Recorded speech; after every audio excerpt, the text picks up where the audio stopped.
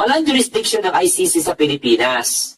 Iwalag na tayo doon. Kasi 2019, umalis na ang Pilipinas sa Rome Statute na hindi nga na-ratify ng Congress eh. Bigla-bigla na desisyon ang kampo ni Rodrigo Duterte na ops, kakalas na tayo. Nakalimutan nila na darating ang panahon kukwestiyonin the relationship of the decision of Rodrigo Duterte sa kaso kung bakit siya po umalis.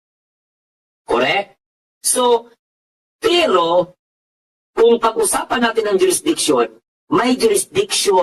may katungon ang ang ICC sa kaso ni Rodrigo Roa Duterte.